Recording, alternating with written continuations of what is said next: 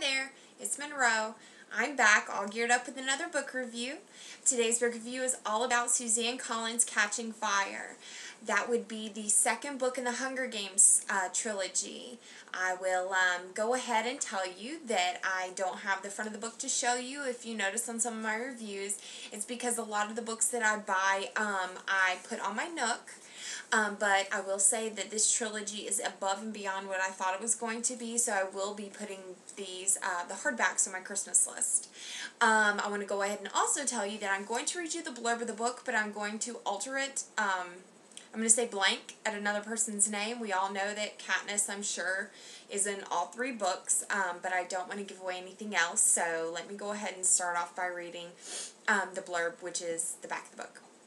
Much to her shock, Katniss has fueled an unrest she's afraid she cannot stop, and what scares her more is that she's not entirely convinced she should try.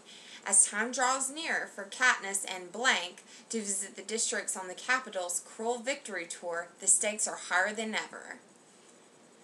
I loved this book. I hate that I start off a lot of my reviews that way, but I honestly really do.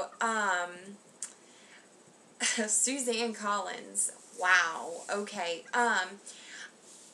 I don't want to give away too much, but I can say that obviously, you know, Katniss is in all three of the books.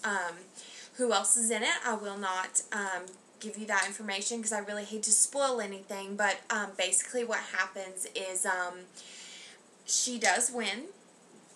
She comes back home and it's all dealing about her dealing with everything as a result of her winning, which obviously, you know, before in the first book they were very poor, and their whole town was, and she had to take care of her mother and her sister.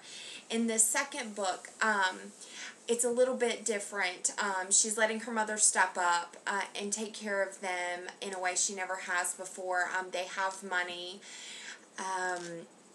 You get to see her reunite with some people that was much anticipated. President Snow, the bad guy in the first book, who is over all of the districts, comes to her house. And he basically warns her that he knows what's on her mind and that she's trying to start a rebellion. And so this book is all about her trying to convince the Capitol and President Snow that she's not.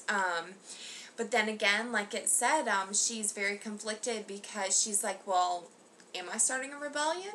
What's going on here? You know, can she really do this? Can she save all these districts? Can this little act that was in book one really start a fire? So, like I said, this book is so wonderful. I never thought that these books would reach the height and the depth that they did. If you've ever read Orwell's 1984, it is so 1984. It's very Big Brother. It's very they're out to get you. What are you gonna do to fix things?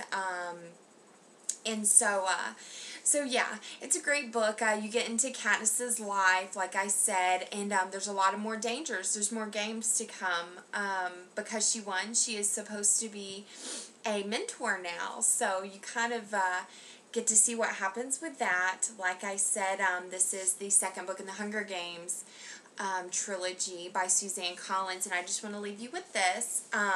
This is from Times Magazine. It's a quote.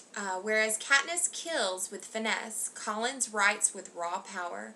The Hunger Games and Catching Fire expose children to exactly the kind of violence we usually shield from them. But that just goes to show how much adults forget about what it is like to be a child. Kids are physical creatures, and they're not stupid. They know all about violence and power and raw emotions. What's really scary is when the adults pretend that such things don't exist. So that's a pretty powerful quote. Yeah, these books are raw. These books, you wouldn't, you know, I read these and I really don't see a kid really grasping some of this stuff, but no, I mean, they do. They understand these things. Are they too adult for a kid to read? No. I believe on her site she says 12 and up. So, I give this book a 5. I mean, these first 2 books are awesome, and I can't wait to tell y'all about book 3. All right, talk to y'all later. Have a good week.